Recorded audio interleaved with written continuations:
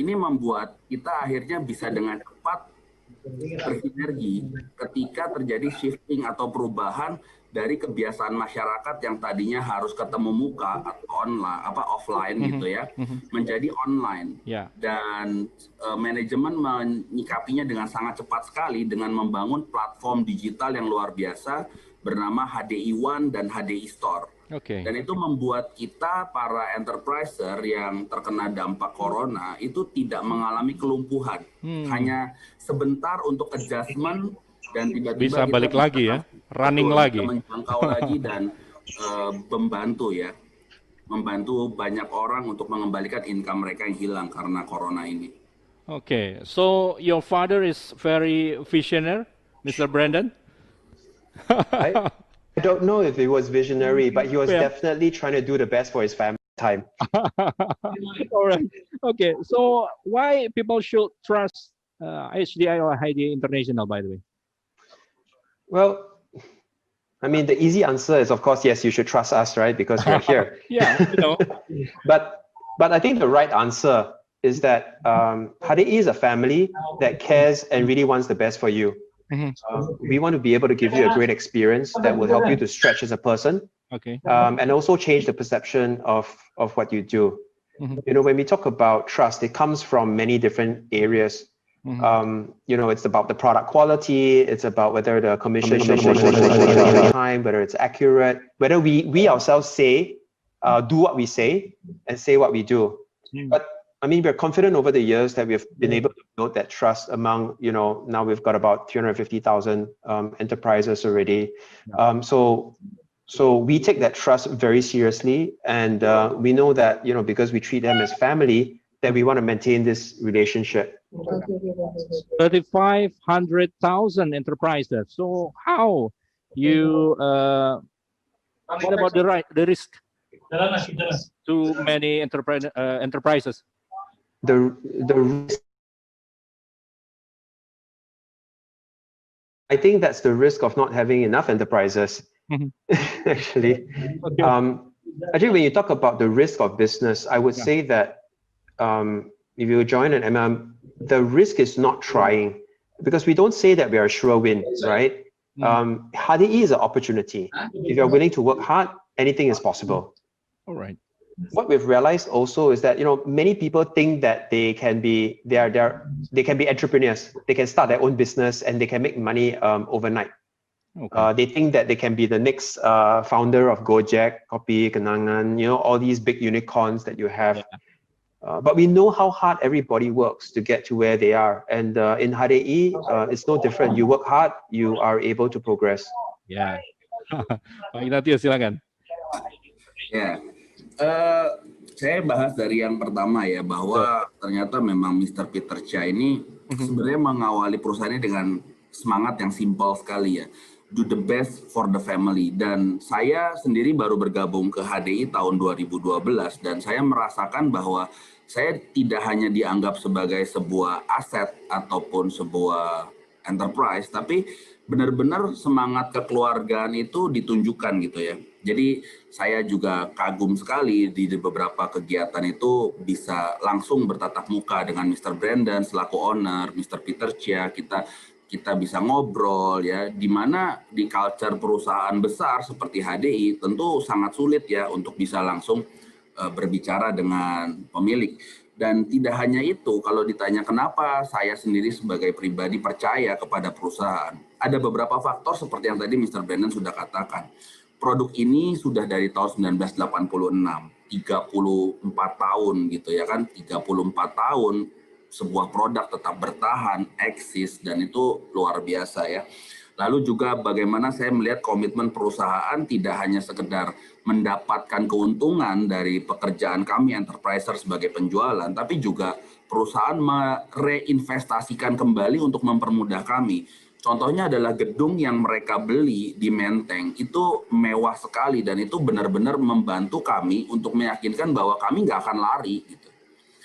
Bonus nggak pernah terlambat ya kan, walaupun jumlah enterpriser bertambahnya eksponensial gitu ya, sehingga dulu mungkin transfer cuma 10.000, jadi 100.000, sekarang 300.000, tapi tetap tidak pernah terlambat. Bahkan semakin cepat dan semakin cepat. Dulu katanya tanggal 20, sekarang bisa tanggal 8, tanggal 7, itu udah menunjukkan bahwa perusahaan ini tuh survive-nya luar biasa. Lagi pula dengan usia dari tahun 94, berarti kan perusahaan ini tuh sudah melewati krisis 98, krisis Lehman Brothers International, ya kan? Dan hari ini kena krisis politik tahun 2000, reformasi dan segala macamnya. Dan sekarang krisis kesehatan corona, kita malah makin eksis dan kita malah makin merasa ini adalah panggilan untuk berbakti bagi bangsa ini. Ya, itu yang menyebabkan kenapa dari visi, dari culture, dari jelas bangunannya, fisiknya, produknya, ini salah satu perusahaan yang bisa dipercaya. Dan mengenai kalau orang tidak percaya, ya itu kerugian mereka. Kenapa? Karena sebenarnya sebelum saya bergabung ke HDI, saya pernah mencoba menjadi pengusaha gitu ya. Dan sebenarnya semua orang bisa sukses sebagai pengusaha, asal mereka punya modal untuk memulai lagi. Jadi setelah bangkrut tuh harus punya modal buat mulai lagi gitu ya kan. Mereka akan belajar terus dan akan melakukan kesalahan, salah order, salah kirim, salah percaya orang, dan mereka mau mulai lagi itu butuh modal. Nah di HDI itu disediakan, gitu. Jadi ketika kita melakukan sedikit kesalahan, ya kita diberi kesempatan lagi untuk memperbaiki, terus diberikan kesempatan. Itulah kenapa Mr. Brandon bilang satu-satunya kerugian kita kalau tidak jalan HDI itu adalah opportunity. Gitu. Kita melepaskan opportunity yang luar biasa sekali. Ya, dan HDI ini bukannya money game, bukannya juga seperti lotre di mana Anda bergabung lalu Anda berdoa siang dan malam tiba-tiba boom gitu ya, besar jadi, itu enggak. This is real business, tapi bedanya modal untuk memulai kembalinya disediakan oleh perusahaan. Kita tinggal benar-benar menjalaninya saja dan belajar, terus belajar menjadi pribadi yang lebih baik sehingga bisa dipercayakan rezeki yang lebih besar oleh Tuhan gitu ya.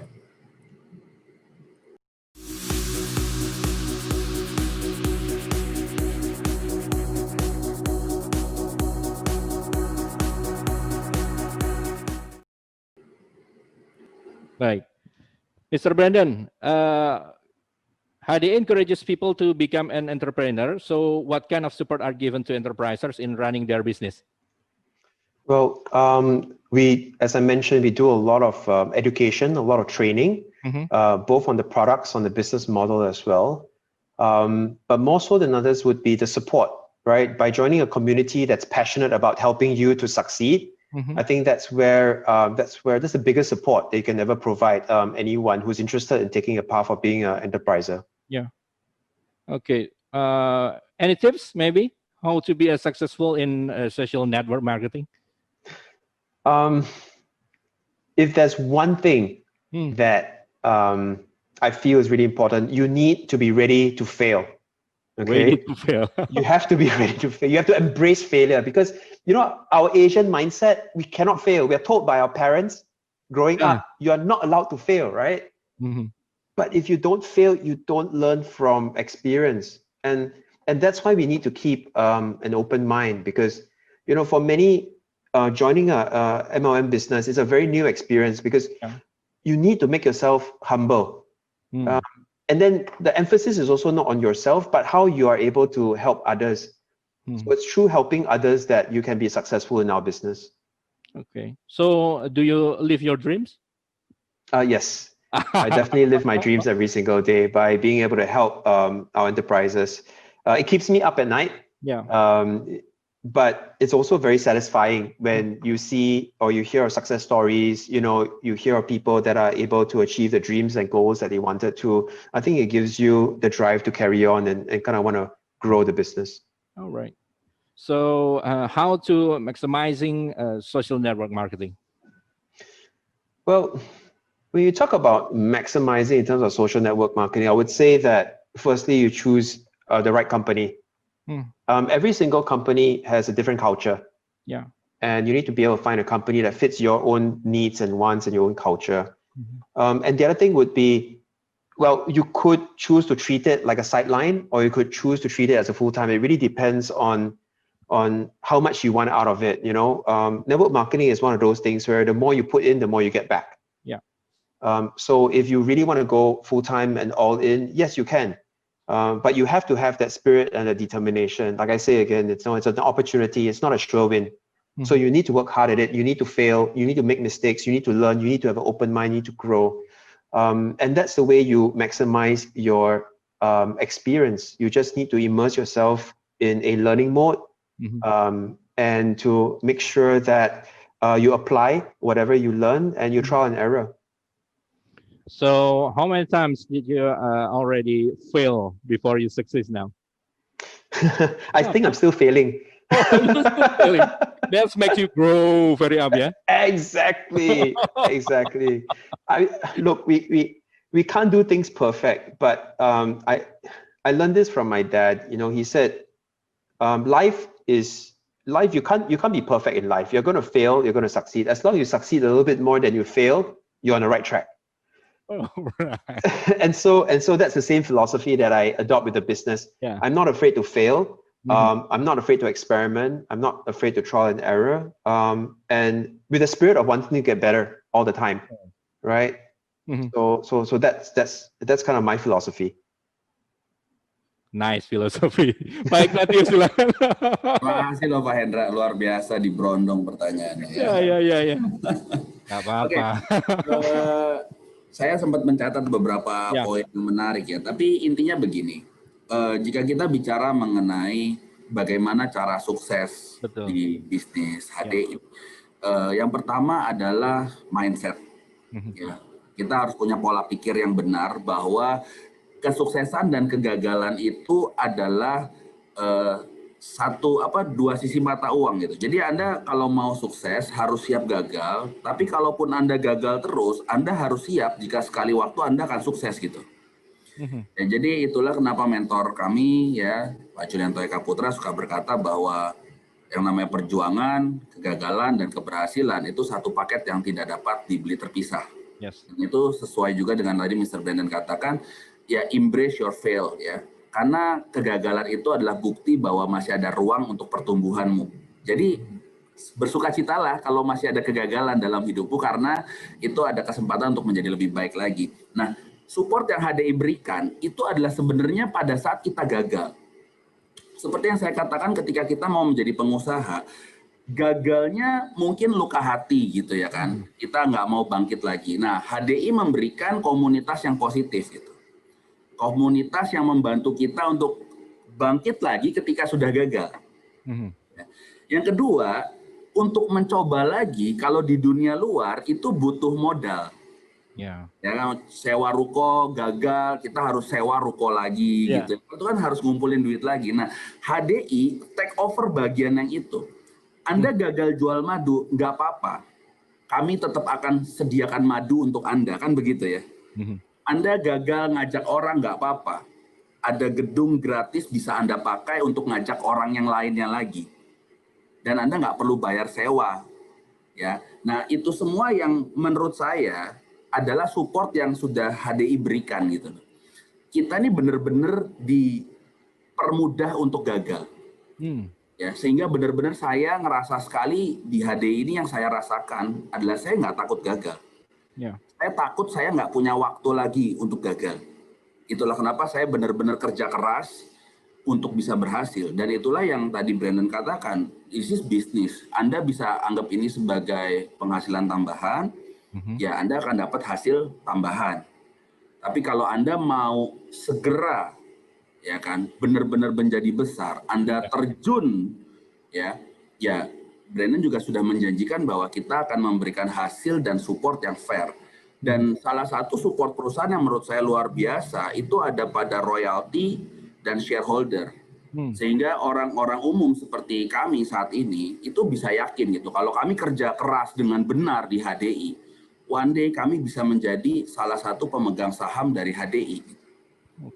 Dan itu saya yakin tidak semua perusahaan mengizinkan orang yang bersungguh-sungguh kerja atau berkarya di perusahaannya bisa memiliki saham ya. Apalagi perusahaannya kan tidak TBK dan masih family ya. Nah ini yang luar biasa dari keluarga Chia ya, Mr. Brandon, dia juga share ketika dia bilang this is our business, ya dia juga share our stoknya gitu loh. Ya. Gitu. Oke. Itu luar biasa sih supportnya. Baik. Mr. Brandon, in a modern world, and business will indeed continue to develop and grow. And one of kind of business to earn income is social network marketing. So, how do you choose a good social network marketing business, Mr. Brandon? I think in the first case, it's really about the value system. Every single company I've mentioned has different values, and you need to be able to find the one that fits your own personal values. I think you need to have a look at the leadership team and the management and how they engage with the enterprises or distributors, whether they do what they say, whether they uphold the values, whether they are over-promising or whether they are being sincere in what they're trying to do. So, I mean, it's not easy to kind of work with and find out which company suits you. But I think reputation is one of them. If you talk to the distributors or enterprises, if they are trying to push you, and you feel uncomfortable, then that's probably not a company that you want to be with. But if you like the environment, you like the community, and you feel loved and supported, then I think that's a kind of right company for you, and you find your place. Oke. Pak Ignatius, silakan Pak. Ya, betul sekali tadi Bapak Ibu yang Mr. Brandon sampaikan ya. Jadi salah satu yang bikin saya betah waktu itu pertama-tama ya kita tahu lah yang namanya pertama kali orang memulai bisnis itu kan income menjadi yang utama untuk mereka lihat. Tetapi mereka lupa bahwa ada kalanya kita tuh perlu kultur ya, kita perlu budaya yang saling menguatkan di saat kita tuh lemah. Jadi kalau Anda memilih satu MLM, cobalah lihat budaya di dalamnya. Apakah kita nih dipekerjakan seperti layaknya aset saja, benda mati, ya kan? Atau kita dianggap sebagai satu keluarga, ya kan? Yang kedua juga kita lihat daripada komitmen dari perusahaannya. Ya, maksudnya kita ini kan partnership ya. Kayak saya menjual produk yang disediakan oleh HDI, maka saya harus lihat perusahaannya ini bisa dipercaya atau tidak. Apakah sudah bertahan atau cuman sekedar booming sesaat? Apakah dia benar-benar punya komitmen untuk menjadi besar? Kantornya di mana? Investasinya yang dia, maksudnya gini, memang investasi saat ini online itu kan mudah ya. Tapi kalau tidak ada sesuatu yang diikat di tanah gitu ya di Indonesia, mereka bisa dengan mudah mengeluarkan aset mereka dari Indonesia, begitu ya kan. Nah, tapi jika kita punya satu aset yang sudah kelihatan bentuknya jelas, fisiknya, itu kan membuat kita lebih aman, lebih nyaman. Nah, ini kan sebenarnya bentuk komitmen dari perusahaan ya. Dan juga yang berikutnya yang saya rekomendasikan kalau Anda mau mencari perusahaan MLM adalah biarlah segala sesuatu itu ya diuji oleh yang namanya waktu. Jangan terburu-buru tergoda dengan MLM yang masih baru karena mereka belum pernah mengalami ujian seperti yang sudah dialami oleh HDI. 34 tahun ya? 34 tahun, perubahan politik, perubahan demografi, perubahan ekonomi, ya, perubahan mata uang, kurs ya dari tahun 94 masih berapa ribu, sekarang kursnya berapa belas dan berapa puluh ribu. Ya, itu membuat bagi saya itu kalau kita benar-benar mau berpartner untuk berbisnis, kita harus lihat siapa partner kita dan ini penting sekali ya. Dan itulah kenapa saya pilih HDI karena sudah teruji oleh waktu gitu ya. Terima kasih Pak Ignatius dan juga Mr. Brandon. Baik, terima kasih. Anda masih mendengarkan talk show pariwara kami bersama HD International atau HDI yang juga menjadi distributor kelas dunia dengan value pastinya yang tadi juga banyak sekali disampaikan oleh Mr. Brandon Chia, Chairman and CEO HDI bersama dengan Bapak Ignatius Arawijaya, one of HDI Enterprises as Executive Crown and Learning Center Kelapa Gading owner.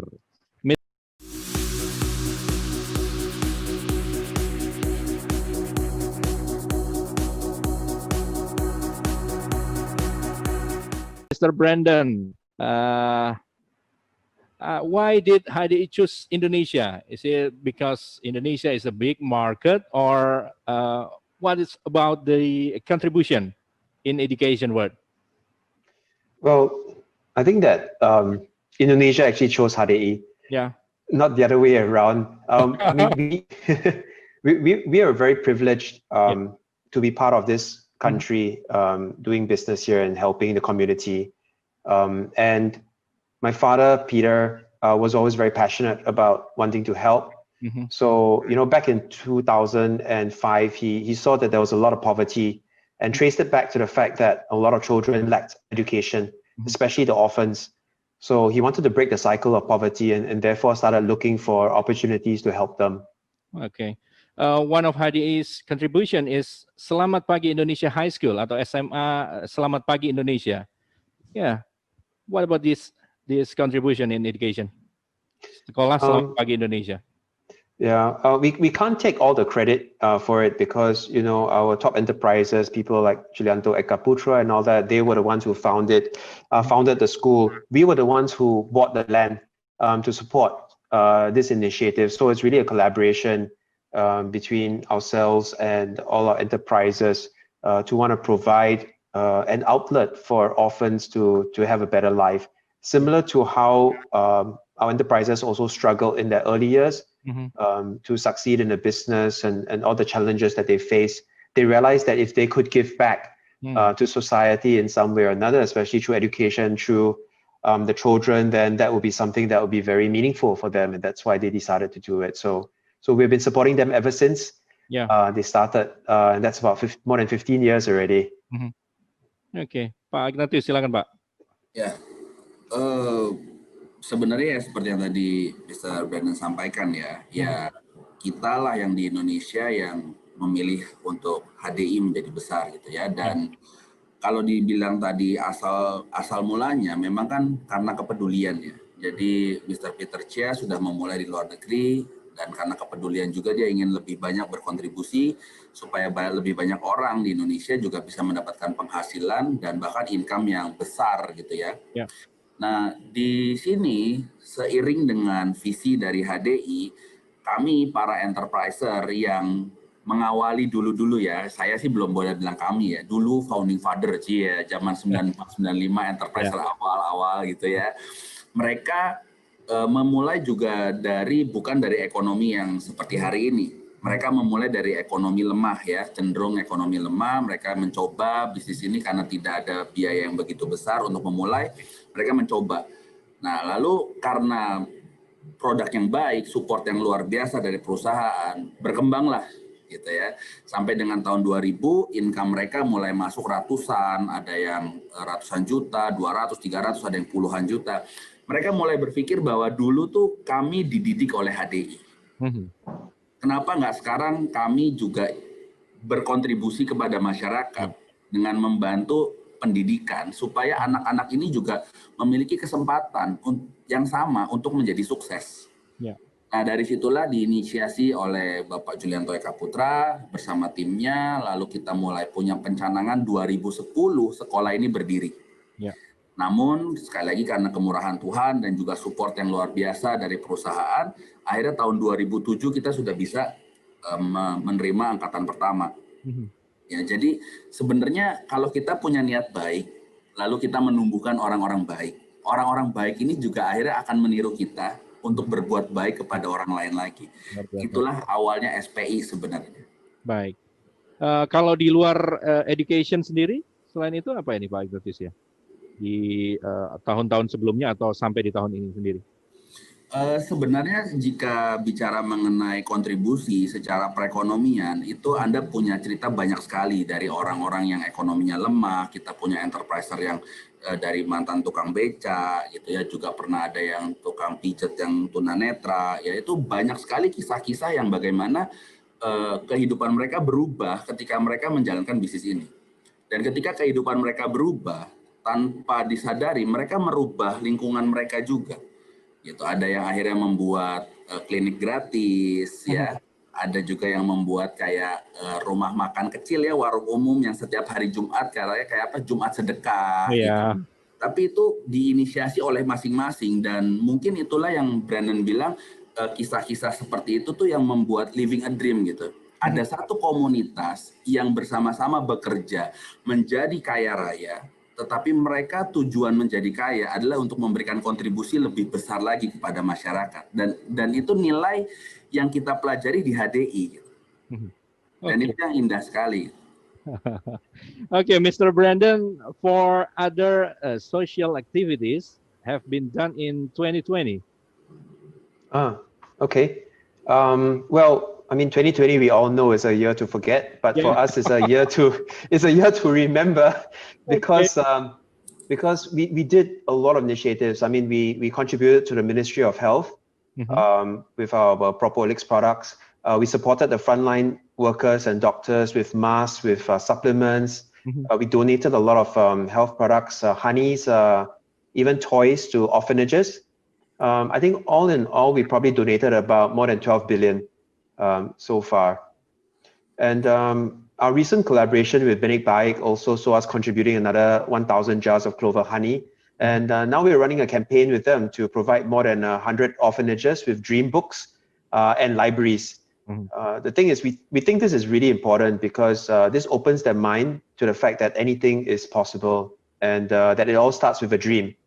So we're setting out a 10-year plan to give hope to orphans in Indonesia that they too can get a university degree, and they too can have a bright future ahead. So as long as they are interested in furthering their education, we want to be able to offer them this opportunity to attend university. Okay. And Pak Ignatius, monggo. Ya, tahun 2020 memang banyak orang ingin melupakannya gitu ya. Tapi saya belajar dari Mr. Brandon bagaimana dia menakodai HDI di sepanjang 2020 di saat banyak orang take advantage ya. Wah, harga kesehatan lagi naik, langsung harga dinaikin gitu ya. Tapi yang saya lihat justru malah Mr. Brandon berkata, no, ini saatnya kita berbagi. Negara ini, bangsa ini sedang kena bencana corona. Ayo kita bagi. Jadi mulai dari kalau Anda belanja ini, kita sumbangkan Propolis buat tenaga medis, kita sumbangkan Clover Honey buat panti asuhan, bahkan produk-produk kita tuh dipromo supaya seumur saya di HDI jarang sekali ada produk promo karena memang barang-barang kita bagus ya. Tapi di tahun 2020 ini setiap bulan tuh pasti ada promo produk. Dan itu benar-benar tujuannya semata-mata supaya banyak orang yang bisa mendapatkan. Ya, dan tidak cuma sekedar banyak orang bisa mendapatkan, perusahaan juga berkontribusi langsung dengan memberikan buku Dreambook dan perusahaan ya bekerja sama dengan Benih Baik ya, dan juga bekerja sama dengan Kementerian Kesehatan untuk para tenaga medis, untuk anak-anak yang di panti asuhan yang nggak bisa keluar, nggak ada kunjungan gitu ya kan, kita berikan mereka mainan untuk menghibur. Jadi benar-benar HDI tidak menjadi seperti perusahaan datang ke Indonesia. Seolah-olah HDI ini dimiliki oleh orang Indonesia, dan memang HDI ini perusahaan Indonesia, dan HDI merasa bahwa keluarganya di Indonesia sedang kena bencana, dan ini saatnya HDI bertindak sebagai keluarga pada tahun 2020. Baik, kita di segmen terakhir untuk Talkshow Pariwara untuk sore hari ini. Saya Hendra masih bersama Mr. Brandon Chia, Chairman and CEO HDI, and juga ada Mr. Ignatius Arawijaya, Pak Ignatius Arawijaya, one of HDI Enterprises and Executive Crown and Learning Center Kelapa Gading owner. Mr. Brandon, so many products here. I've been tried the clover honey. And how is it? Yes, it's good. My friends in Gatekeepers already use this clover honey. That's great. Yeah, it's one of our top-selling products. I know. And what about the other products? Maybe you can introduce to us. How about Royal Jelly? How about Propelix Plus? And V-Line, Royal Jelly, and others. Ini harus dilengkap ya. Langkah sekali ya owner kita menjelaskan produk ini ya.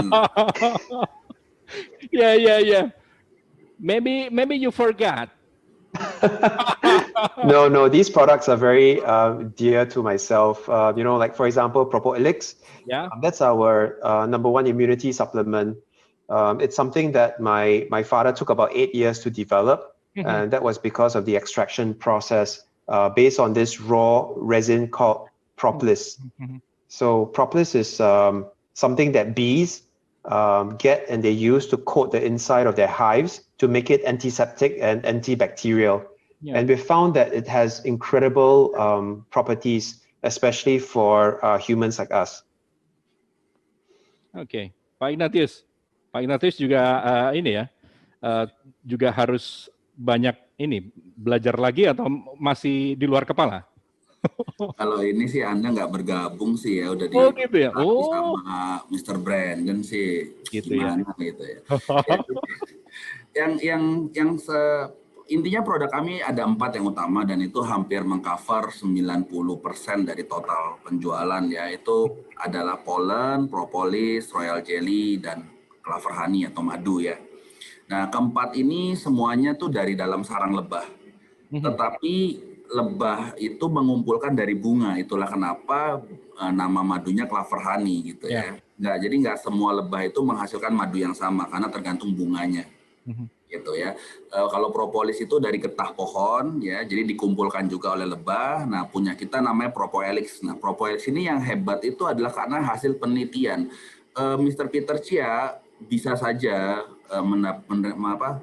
untung hanya dengan menjual propolis, tapi beliau tidak mau berhenti sampai di situ. Beliau melakukan research ya, kurang lebih 8 tahun researchnya sampai akhirnya bisa menemukan komposisi yang tepat untuk propoelix. Ya, propolis yang lebih bersih lagi. Lalu ada royal jelly. Royal jelly itu dari kelenjar hipofaringeal ya, dari dalam sarang lebah juga biasa dikonsumsi oleh ratu lebah. Dan juga ada pollen. Nah, kalau pollen ini dari serbuk sari bunga. Ya, serbuk sari bunga yang dikumpulkan oleh lebah. Nah, itulah kenapa keempat zat ini semuanya tuh dibilang produk perlebahan karena dikumpulkan dan dihasilkan serta disimpan di dalam sarang lebah. Ya, seperti itu yang luar biasa sekali. Dan saya walaupun waktu pertama kali bergabung itu umur 25 ya, sehingga saya nggak ngerasa makanan kesehatan itu perlu.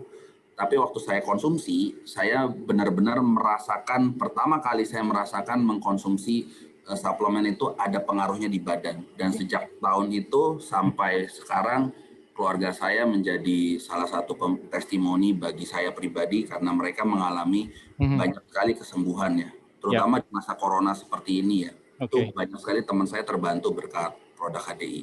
Baik, Mr. Brandon, we got 18 friends here already got COVID-19, so we would like to thank you about your support, Clover Honey. To our friend. Shout out to you. It's our privilege. Thank you so much, and we appreciate it. Okay. Anything we can do to help.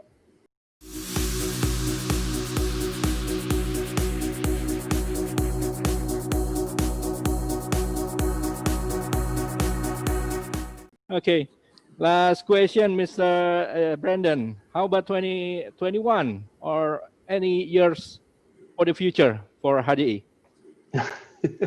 If I could stare into my crystal ball and if I could predict the future, I'll be extremely happy to be able to do that. I mean, we don't know what's going to happen with COVID. They're talking about vaccines right now, but I think what we have to do is stay safe. What I would share though, I think that this period 2020, is a great opportunity to do a lot of self-improvement and to work hard at getting better at our own core, right? And for our organization, our company, we know that digital is the way to go. So we're doubling down on digital strategy. We want to make sure that all our customers are delighted with our products, with our service. But most importantly of all is to be able to inspire other people out there to take that step, that opportunity, that chance that they never dared to take, to try something different, whether it's entrepreneurship, whether it's a new skill, whether it's getting better at something. We just want people to stretch themselves, and hopefully we can be part of that journey with them in stretching themselves. Oke, Pak Ignatius? Ya, kalau menurut saya dan seperti yang tadi sudah Mr. Brandon sampaikan, memang tahun 2020 dan 2021 ini adalah tahun yang memaksa kita untuk keluar dari zona nyaman kita ya. dan akan ada banyak orang, tidak cuma HDI ya, tapi akan ada banyak orang, mereka itu akan keluar dari zona nyamannya dan mulai mencari satu keseimbangan hidup yang baru. Ya. Nah, HDI berharap dengan terus memperkuat di era digitalnya, memperkuat platform online-nya, juga dengan tidak hanya sekedar penjualan, tapi juga pendidikannya, ini kita berharap ambil bagian dalam transformasi daripada orang-orang yang terpaksa berubah gitu ya di tahun 2020 ini. Dan kalau 2020 ini HDI sudah berhasil sedikit melakukan shifting dengan baik, berarti nanti di tahun 2021 ini benar-benar akan menjadi tahun panen raya ya, di mana orang-orang udah mulai kenal, mulai biasa, dan mereka mulai aware dengan kesehatan. Dan kita berada di industri yang tepat sekali. Dan buat semuanya untuk bergabung bersama kami tidak mahal. Itulah kenapa this is a great opportunity, great business, ya kan, and great Harvest Festival di 2021. Thank you. Terima kasih waktunya. Thank you, Mr. Brandon. Once again, Suara Surabaya would like to thank you for your support. Thank you very much, Pak Hendra. Have a wonderful day. Yes, success for your career and your company. Ya, terima kasih banyak. Bye-bye. Terima kasih Pak Ignatius juga. Selamat pagi, Pak Hendra. Selamat pagi. Selamat pagi. Bye-bye. Bye.